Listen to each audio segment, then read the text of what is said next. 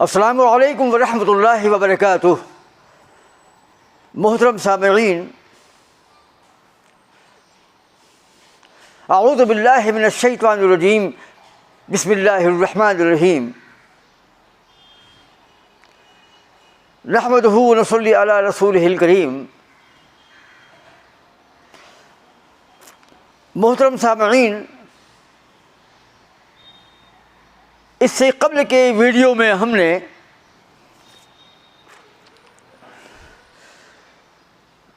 مودودی صاحب کی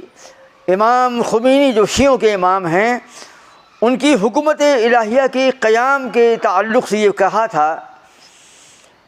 کہ ساری دنیا میں جو انقلابات برپا ہوئے ہیں اس میں سب سے بڑا اسلامی انقلاب وہ انقلاب ہے جو ایران میں امام خمینی کے ذریعے واقع ہوا۔ تو مولانا مودودی کے اس کمنٹ کی بنیاد پر میرا پچھلا خطاب تھا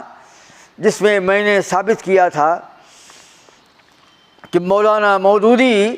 ایک شیعی اور رافضی انقلاب کو اسلامی انقلاب قرار دیتے ہیں، اور اسی عنوان پر ہماری گفتگو کا مرکزی محور تھا۔ اس تعلق سے میرے اس ویڈیو کے اندر ایک کمنٹ آیا، اور یقیناً وہ کمنٹ کسی جماعت اسلامی کے ماننے والے کا یا کسی ایسے شخص کا ہو سکتا ہے جو سلفی انقلاب کو تسلیم نہیں کرتا ہے۔ وہ سوال تھا، انگلش میں تھا، کہ کیا سعودی حکومت اسلامی حکومت ہے یا مسلمانوں کی حکومت ہے؟ یہ سوال جو ہے اس نے کمنٹ میں ڈالا ہے، اور یہ سوال جو ہے کسی بھی سائل کا ہے، اس حقیقت کی غمازی کرتا ہے کہ یہ سوال کرنے والا خوب جانتا ہے کہ سعودی حکومت اسلامی حکومت ہے، اسلامی مملکت ہے، لیکن یہ لوگ جو اخوانی ہیں یہ شیعوں کے انقلاب کو تو اسلامی انقلاب کہہ سکتے ہیں، لیکن اسلامی اسٹیٹ اور اسلامی مملکت کو، اسلامی حکومت کو اسلامی نہیں مان سکتے بلکہ مسلمانی مانتے ہیں۔ ایک بچہ بھی اس بات کو تسلیم کرتا ہے اور جانتا ہے اور مانتا ہے کہ سعودی حکومت جو ہے اسلامی حکومت ہے، اسلامی اسٹیٹ ہے، کیونکہ یہیں پر خانہ کعبہ ہے، یہیں پر مکۃ المکرمہ ہے، یہیں پر مدینہ منورہ ہے، قرآن عظیم کا نزول اسی سرزمین مقدس میں ہوا، یہیں پر غار حرا ہے، یہیں پر جنت البقیع ہے، یہیں پر خانہ کعبہ ہے، اور یہیں پر حضرت ابراہیم نے دین حنیف کی اقامت کی تھی، بنیاد ڈالی تھی، اور یہیں پر اللہ کے رسول نے جہاد کیے تھے، اور یہیں پر اقامت حکومت الہیہ فرمائی تھی آپ نے، اور یہیں پر جبرائیل کا آنا اور جانا تھا، اور یہیں سے ساری زمین پر اللہ کا دین نافذ کیا گیا تھا۔ یہ تمام باتیں ثابت کرتی ہیں کہ مکۃ المکرمہ اور مدینۃ المنورہ اور یہ جزیرۃ العرب جو ہے یہ اللہ کی سرزمین ہے، اور یہاں پر قائم ہونے والی حکومت جو ہے اسلامی حکومت ہے، لیکن اخوانی جو ہیں سعودیوں کی حکومت کو اسلامی نہیں مانتے ہیں۔ ان کے نزدیک ان کے ذریعے قائم کردہ اسلامی نظام ہو سکتا ہے، اسلامی مملکت ہو سکتی ہے، شیعوں کے ذریعے انقلاب جو ہوا ہے وہ اسلامی ہو سکتا ہے، لیکن سعودیوں کے اندر میں جو آج نظام قائم و دائم ہے، جو بادشاہت قائم ہے، ان کے نزدیک یہ بادشاہت ہے، ملوکیت ہے، مسلمانوں کی حکومت ہے، اسلامی حکومت نہیں ہو سکتی ہے۔ اسی لیے اس سائل نے کمنٹ کے باکس میں یہ کمنٹ کیا ہے کہ کیا سعودی حکومت جو ہے اسلامی حکومت ہے یا مسلمانوں کی حکومت ہے؟ تو اس سلسلے میں ہم ایک بات کہنا چاہیں گے کہ ہمارے ویڈیو میں پیش کیا گیا حوالہ اور شیعوں کے امام خمینی کا جو وہ قول جو ہم نے الحکومت الاسلامیہ جو کتاب ہے اس میں جو ان کا نظریہ ہے وہ جواب بن سکتا ہے اس سائل کا جس نے کمنٹ باکس میں سوال کیا ہے۔ اور مولانا مودودی کہ وہ بیانات اور مولانا مودودی کی کتابوں میں پھیلا ہوا جو سرمایہ ہے اس تعلق سے، اس میں بھی جواب ہے۔ مولانا مودودی نے فرمایا، جس کا ذکر میں نے اپنی کتاب جماعت اسلامی کی شیعہ دوستی میں بھی اس کا حوالہ پیش کیا ہے۔ مولانا مودودی نے فرمایا کہ ساری دنیا میں جو انقلابات پیدا ہوئے ہیں، برپا ہوئے ہیں، اس میں سب سے بڑا اسلامی انقلاب اور سب سے بڑا اسلامی انقلاب جو ہے امام خمینی کا انقلاب ہے، جو ایران میں واقع ہوا۔ یعنی ایران کی جو مملکت ہے اس میں جو نظام قائم کیا گیا ہے امام خمینی کے ذریعے، وہ اسلامی انقلاب ہے۔ یعنی جب اسلامی انقلاب ہوا تو وہاں کی حکومت اسلامی حکومت کہلائے گی۔ یہ مودودی صاحب کا مستفاد تھا جو وہ سمجھے تھے، جس کی تردید ہم نے اپنے پچھلے ویڈیو میں کی تھی، اور جس کے جواب میں ایک سوال کیا گیا کسی کے ذریعے سے کہ کیا سعودی جو ہے اسلامی حکومت ہے یا مسلم حکومت ہے؟ تو میں کہتا ہوں کہ خود مولانا مودودی کا جواب جو ہے، یا مولانا مودودی کا وہ بیان جس میں موصوف نے خمینی کے انقلاب کو جو ہے اسلامی انقلاب قرار، تو میں سوال یہ کرتا ہوں اس سائل سے کہ انہیں سوچنا چاہیے کہ ایک طرف شیعی اور رافضی حکومت ہے، ایک طرف خمینی کی حکومت ہے، شیعوں کی حکومت ہے، اور ایک طرف اسلامی اسٹیٹ، اسلامی حکومت ہے، سعودیوں کی اسلامی حکومت ہے۔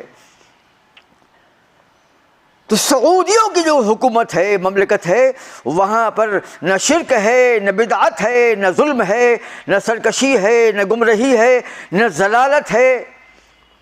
بلکہ یہ ایک اسلامی اسٹیٹ ہے جہاں پر حدود کو جاری کیا جاتا ہے، چور کے ہاتھ کاٹے جاتے ہیں اور زانیوں کو سزا دی جاتی ہے، اللہ کے دین کا نفاذ یہاں پر ہوتا ہے، اور اس حکومت کا کاروبار جو ہے وہ علماء و ائمہ کے ماتحت ہوتا ہے، قرآن و سنت کے مبنی بیانات کی بنیاد پر ہوتا ہے۔ یہاں پر علماء ہیں، مفتیان ہیں، اور پورا نظام جو ہے دینی ہے، اور ساری دنیا میں مساجد کا قیام، تبلیغ دین کا انتظام، اور علماء کی بعثت، اور پورے زمین پر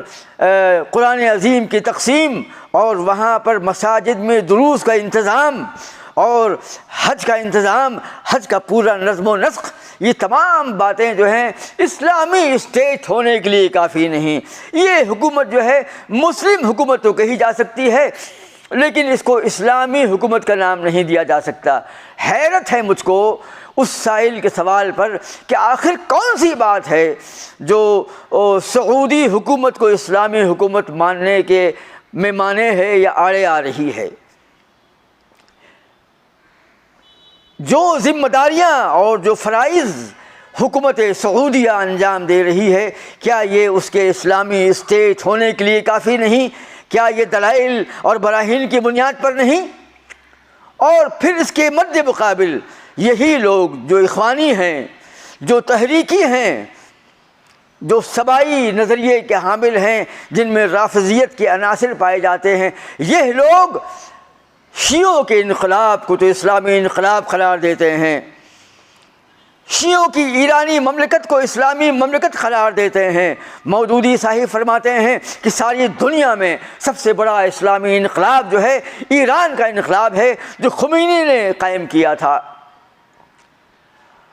تو ایک طرف تو وہ مملکت ہے، سعودی حکومت ہے، جہاں شرک نہیں، بدعت نہیں، گمراہی نہیں، ضلالت نہیں، تشدد و افتراق نہیں، بلکہ اللہ کے دین کا نفاذ ہے، اللہ کے احکام و فرامین کا نفاذ ہے، اور حج کا نظم کرتے ہیں، ساری دنیا میں مساجد کا قیام کرتے ہیں، تبلیغ دین کے لیے لاکھوں کروڑوں روپے خرچ کرتے ہیں۔ ایک طرف یہ مملکت ہے، اور ایک طرف رافضی حکومت ہے، ایک طرف ایرانی حکومت ہے، جہاں شرک ہے، بدعت ہے، گمراہی ہے، ضلالت ہے۔ یہ لوگ جو ہیں شرک اور بدعت پر مبنی دین شیعیت کو اپنا دین قرار دیتے ہیں، یہ رافضیت کو اپنا دین قرار دیتے ہیں، یہ لوگ جو ہیں ائمۃ المسلمین کی تکفیر کرتے ہیں، یہ مسلمانوں کو کافر قرار دیتے ہیں، یہ امہات المؤمنین یعنی نبی کی بیویوں کو جو امت کی ماں ہیں یا مائیں ہیں، ان کو جو ہے گمراہ اور فاحشہ قرار دیتے ہیں۔ یہ لوگ صحابہ کی تکفیر کرتے ہیں، صحابہ کو کافر قرار دیتے ہیں۔ یہ لوگ 3 خلفاء کو یعنی صدیق اکبر، فاروق اعظم اور حضرت عثمان غنی رضی اللہ تعالی عنہ کی مذمت کرتے ہیں، ان کو گمراہ قرار دیتے ہیں حضرت علی کے رضی اللہ تعالی عنہ کے ماں سوا۔ یہ لوگ جو ہے شرک کرتے ہیں، ان کا پورا دین جو ہے امامت پر ہے، موقوف ہے۔ یہ لوگ نبوت کو جو ہے مرجوح قرار دیتے ہیں، امامت کو راجح قرار دیتے ہیں۔ ان کے نزدیک جو ہے امامت نبوت پر فائق ہے، اسی لیے یہ لوگ نبی کی بات کم کرتے ہیں۔ پورا دین جو ہے حضرت علی سے شروع ہوتا ہے اور 12ویں امام پر ختم ہوتا ہے، وہاں پر ماتم ہے، گمرہی ہے، تعزیے ہیں، شرک ہے، براق ہے اور سبیل ہے، دنیا بھر کی گمراہیاں ہیں اور تبرئی کی محافل ہیں جس میں یہ لوگ صحابہ کو گالی بکتے ہیں۔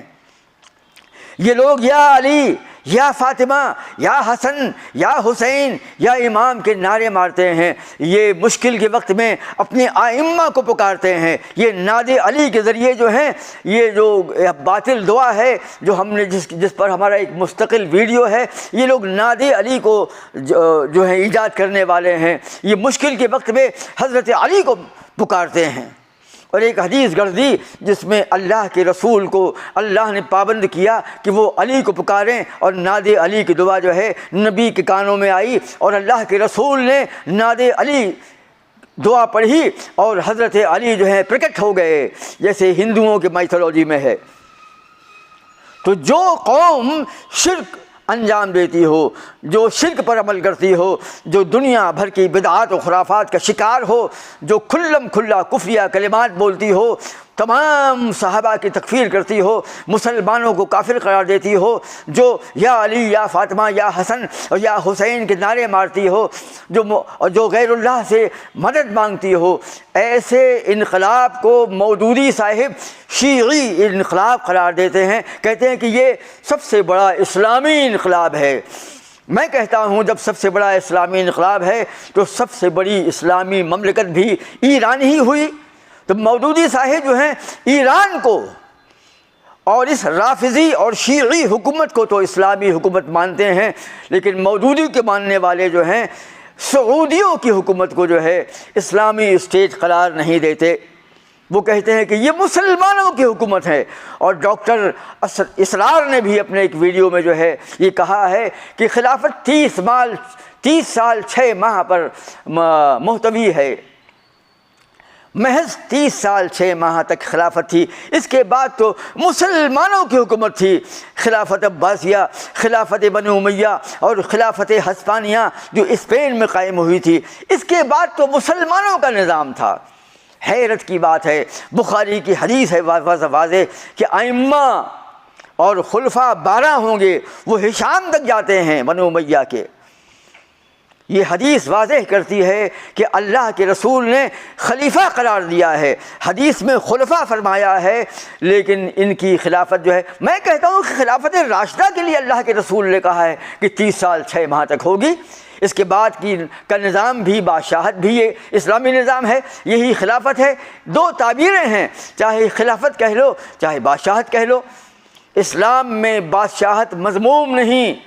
بلکہ محمود ہے، یہ بھی محمود ہے۔ اور قرآن عظیم میں حضرت داؤد اور سلیمان کو بادشاہ قرار دیا گیا ہے، اور بادشاہت کی تعریف آئی ہے، بادشاہت کی مذمت نہیں آئی ہے۔ اور اللہ کے رسول نے کسی حدیث میں ملوکیت یعنی بادشاہت کی مذمت کی نہیں کی ہے۔ تو بادشاہت بھی ایک نظام حکومت ہے، اور اللہ کے رسول کے زمانے کے بعد صحابہ، تابعین و تبع تابعین اور محدثین و اتباع و تبع تابعین اور امہات المومنین کے نزدیک جو ہے جو نظام ہائے خلافت جاری تھے، اس میں کئی نظیریں ملتی ہیں۔ یہ بس خلافت کو لے کے بیٹھ گئے ہیں، جبکہ اللہ کے رسول کے بعد صحابہ اور تابعین اور تبع تابعین نے کئی طریقے استعمال کیے، اور کوئی خاص طریقہ نہیں ہے کہ بس خلافت ہی ہونا چاہیے۔ خلافت تو ہونا چاہیے،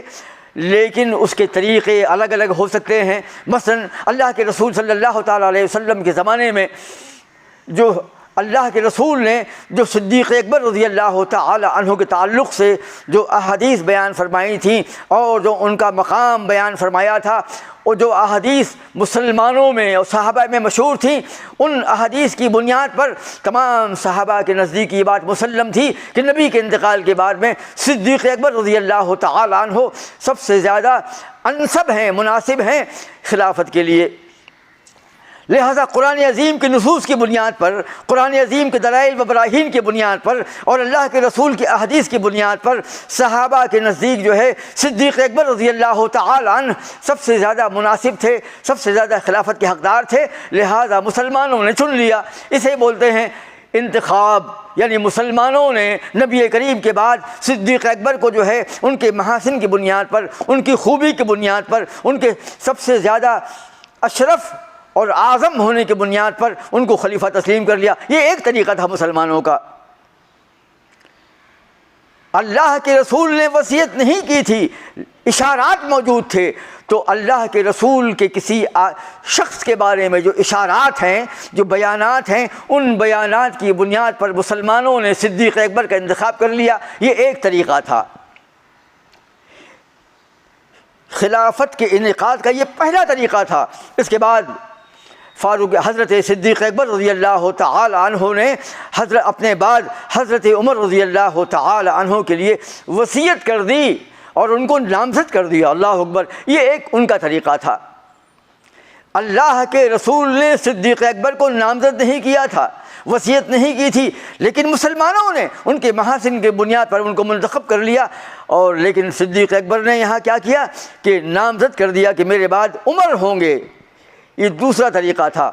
اور حضرت عمر رضی اللہ تعالی عنہ نے اپنے زمانے میں، اپنے آخری وقت میں 6 مسلمانوں کو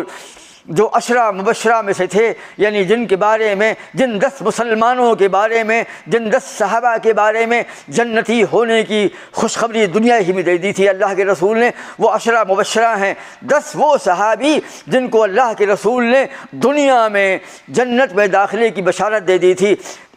تو فاروق اعظم نے جو ہیں حضرت عمر رضی اللہ تعالیٰ عنہ نے ان 6 مسلمانوں کو، 6 صحابہ کو نامزد کر دیا، اور عبد الرحمن بن عوف سے کہا کہ ان تم 6 میں سے خلیفہ منتخب کر لینا۔ اور حضرت عبد الرحمن بن عوف رضی اللہ تعالیٰ عنہ نے حضرت علی اور عثمان غنی رضی اللہ تعالیٰ عنہ سے کہہ دیا تھا کہ اگر میں علی کو منتخب کر دوں تو عثمان راضی ہوں گے، اگر عثمان کو منتخب کر دوں تو علی راضی ہوں گے۔ اس کے بعد آپ نے حضرت عثمان غنی رضی اللہ تعالیٰ عنہ کے دست حق پرست پر بیعت کر لی،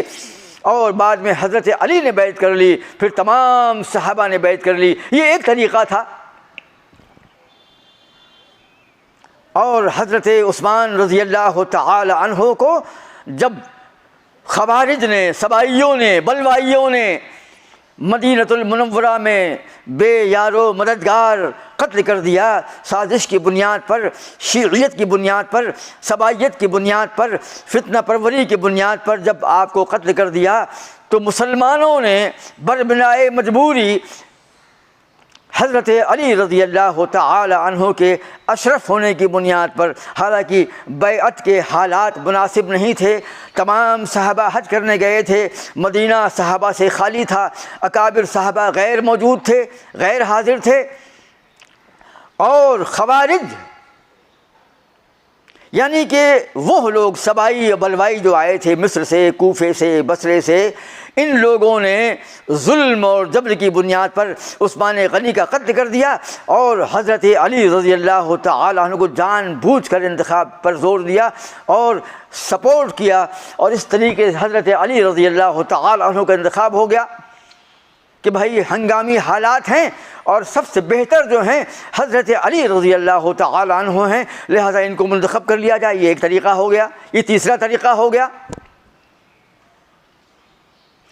حضرت علی رضی اللہ تعالی عنہ کے انتخاب کے بعد جب خوارج نے حضرت علی رضی اللہ تعالی عنہ کو قتل کر دیا تو آپ سے لوگوں نے پوچھا کہ ہم آپ کے بیٹے حسن کو منتخب کر لیں، تو آپ نے کہا کہ مسلمان جیسا چاہیں ویسا کریں۔ پھر مسلمانوں نے مشورہ کر کے حضرت حسن رضی اللہ تعالی عنہ کا انتخاب کر لیا، اور حضرت حسن رضی اللہ تعالی عنہ کی حکومت جو ہے 6 ماہ تک رہی، اور اللہ کے رسول کی حدیث کی بنیاد پر آپ کو انتخاب کر لیا گیا۔ میرا بیٹا جو ہے مسلمانوں کے 2 گروہوں میں صلح کروائے گا، یہ نبی کی حدیث ہے صلی اللہ تعالی علیہ وسلم۔ لہذا جب حضرت معاویہ رضی اللہ تعالی عنہ انتقام قصاص خون عثمان کے لیے جب صحابہ کا لشکر نکلا اور حضرت امیر معاویہ رضی اللہ تعالی عنہ نکلے اپنا لشکر لے کر کے، اور یہاں سے حضرت حسن رضی اللہ تعالی عنہ نکلے، لیکن حضرت حسن رضی اللہ تعالی عنہ نے محض قیام امن کے لیے، قیام سکون کے لیے، شانتی کی استھاپنا کے لیے دستبردار ہو گئے۔ آپ حضرت امیر معاویہ رضی اللہ تعالی عنہ کے حق میں ایک خلیفہ جو ہے دوسرے خلیفہ کے لیے جو ہے اپنے حق کے خلافت سے دستبردار ہو گیا، یہ ایک طریقہ ہے۔ تو ہم جماعت اسلامیوں سے اور اخوانیوں سے یہ سوال کرتے ہیں کہ انہوں نے یہ کیوں رٹ لگا رکھی ہے خلافت خلافت خلافت؟ یہ خلافت ہی کی شکلیں ہیں بھائی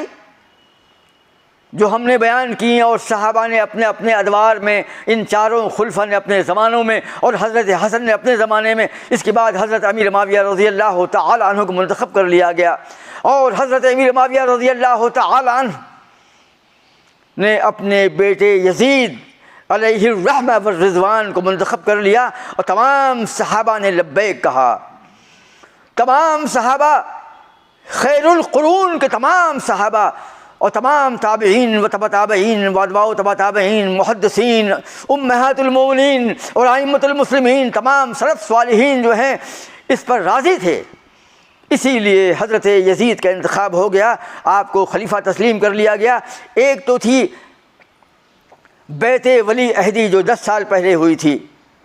اور اس کے بعد بھی جب انتقال ہو گیا حضرت امیر معاویہ رضی اللہ تعالی عنہ کا تو بیعت خلافت بھی ہوئی، اور تمام صحابہ متفق تھے چند ایک کے سوائے، جو ہمارا اس وقت آج کا عنوان نہیں۔ یہ ایک طریقہ تھا کہ باپ نے بیٹے کو منتخب کر لیا۔ اگر بیٹے میں صلاحیت موجود ہے تو تمام علماء و ائمہ کا یہ اتفاق ہے کہ یہ خلافت جو ہے جائز ہے۔ بھائی حضرت عمر نے، حضرت صدیق اکبر نے کیا کیا تھا؟ حضرت عمر کو نامزد کر دیا تھا، اور حضرت علی نے اشارہ کر دیا تھا حسن کے لیے۔ تو باپ یعنی حضرت علی رضی اللہ تعالی عنہ کے بعد حضرت حسن کی مثال ملتی ہے، وہاں پر نبی کے اشارات جو ہیں صدیق اکبر کے لیے اشارہ کرتے ہیں، اور صدیق اکبر نے جو ہے نامزد کر دیا 6 عمر کو، اور حضرت عمر نے نامزد کر دیا 6 لوگوں کو، اور اس میں عبد الرحمن بن عوف نے نامزد کر دیا علی، عثمان میں سے عثمان غنی کو، اور عثمان غنی کے قتل کے بعد میں مسلمانوں نے انتخاب کی بنیاد پر، اتفاق رائے کی بنیاد پر حضرت علی کو منتخب کر لیا، اور حضرت علی کے بعد ان کے بیٹے حضرت حسن کو منتخب کر لیا گیا۔ تو خلافت کے انتخاب اور خلافت کے وقوع کے لیے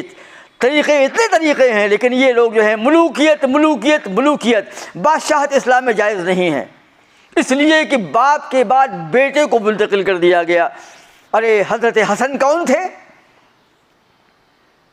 اور کس حدیث میں ہے کہ باپ کے بعد بیٹا خلیفہ نہیں بن سکتا؟ علامہ ابن خلدون نے مقدمہ ابن خلدون میں بڑی وضاحت کے ساتھ میں تمام جمہور کا اتفاق نقل کیا ہے کہ باپ کے بعد بیٹا اگر باصلاحیت ہے تو وہ خلیفہ بن سکتا ہے، اس میں کوئی قباحت نہیں ہے۔ لیکن جماعت اسلامی کے لوگ جو ہیں آج سعودیوں کی اس بادشاہت والی حکومت کو تسلیم نہیں کرتے۔ یہ بادشاہت ہے، یہ ملوکیت ہے۔ اللہ کے رسول نے کس حدیث میں منع کیا ہے؟ اللہ کے رسول نے تو خود حدیث ہے، کتنی مشہور حدیث ہے کہ اللہ کے رسول نے فرمایا کہ نبوت کے بعد میں خلافت آئے گی جو 30 سال تک قائم رہے گی، اور اس کے بعد بادشاہت کا ورود ہوگا، بادشاہت آئے گی، اور یہ بادشاہت شروع والی بادشاہت جو ہے یہ جب یہ بھی الفاظ ہیں کہ نبوت کے بعد میں خلافت 30 سال تک رہے گی، جب تک اللہ چاہے گا، جب تک اللہ چاہے گا، اور اس کے بعد جو ہے بادشاہت آئے گی، جو شروع والی بادشاہت جو ہے وہ رحمت والی بادشاہت ہوگی، اور اس کے بعد جو ہے وہ ظلم والی بادشاہت ہوگی، اور ظلم والی بادشاہت جب تک اللہ چاہے گا باقی رہے گی۔ اس کے بعد خلافت علی منہاج النبوہ قائم ہوگی، یعنی نبوی منہج کے طریقے پر جو ہے خلافت اس کے بعد آئے گی۔ معلوم کیا پڑا کہ خلافت جو ہے یہ اللہ کے قیام سے ہے، اللہ کے ارادے سے ہے، اللہ کی چاہت کی بنیاد پر ہے، جب تک اللہ چاہے گا۔ یہ الفاظ حدیث کے اندر میں ہیں کہ نبوت کے بعد خلافت جب تک اللہ چاہے گا، اس کے بعد بادشاہت جو پہلی بادشاہت رحمت والی ہوگی، پہلا مقدمہ رحمت کا ہوگا، دوسرا ظلم پر ہوگا، جب تک اللہ چاہے گا۔ پھر اس کے بعد میں جو ہے اللہ تعالیٰ جو ہے خلافت علی منہاج النبوہ کا نزول فرمائے گا، یا اس کو واپس لے کر کے آئے گا۔ تو ان حدیثوں میں تو اللہ کے رسول نے خلافت اور ملوکیت کی تعریف فرمائی ہے، اور آپ کے زمانے میں اتنے بادشاہ گزرے ہیں، آپ نے خطوط لکھے ہیں، کہیں پر بھی نہیں کہا ان بادشاہوں کو کہ بادشاہت ناجائز ہے، تم بادشاہ ہو، میں اب نبی بن کے آیا ہوں، اب خلافت قائم ہوگی، یہ میری نبوت کا قیام ہوگا۔ آپ نے کہا بلکہ آپ کے خطوط میں، آپ کے رسائل میں یہ بات درج ہے کہ اے بادشاہو، تمہاری بادشاہت جو ہے باقی رہے گی، تم اسلام قبول کر لو،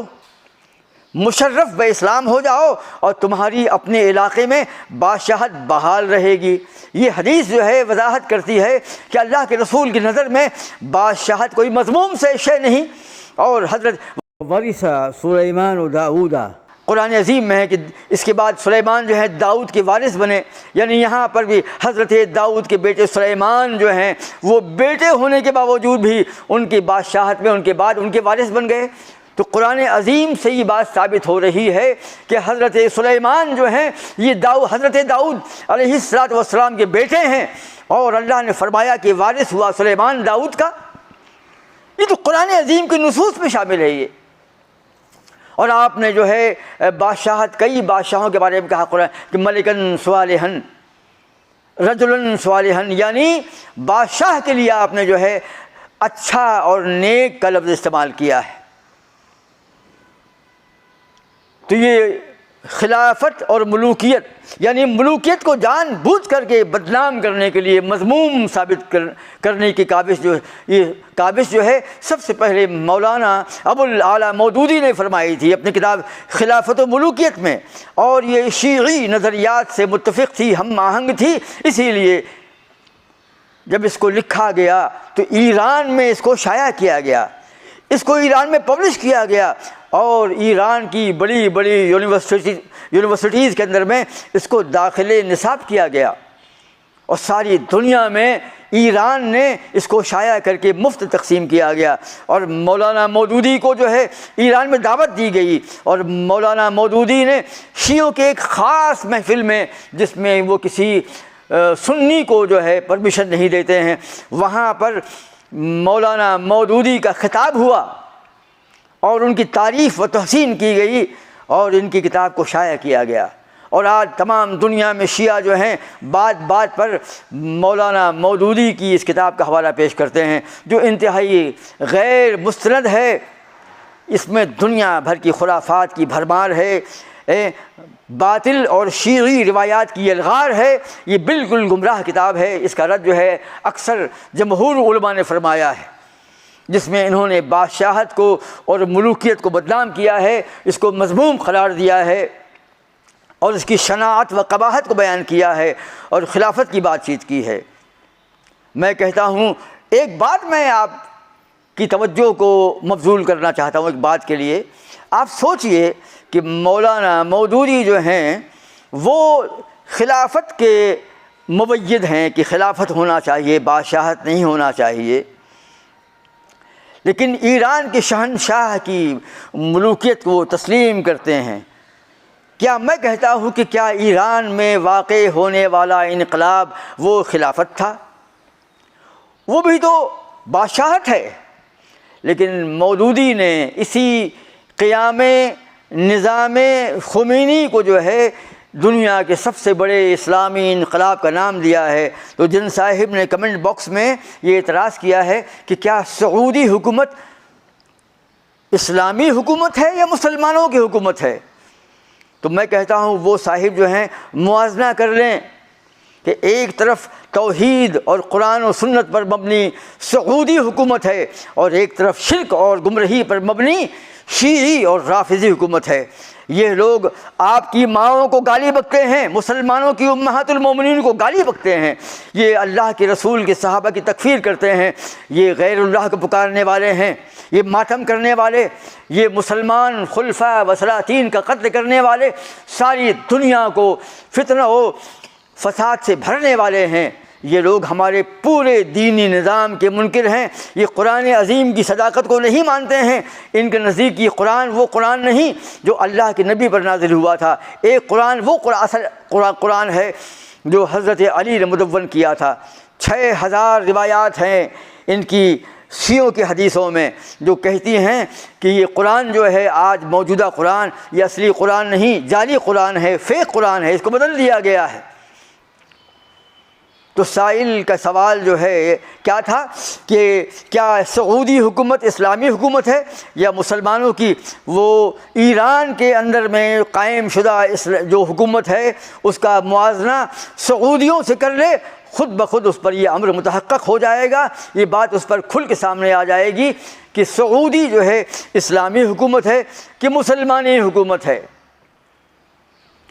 ہم تمام ناظرین سے گزارش کرتے ہیں کہ وہ ہمارے چینل کو سبسکرائب کریں اور شیئر کریں۔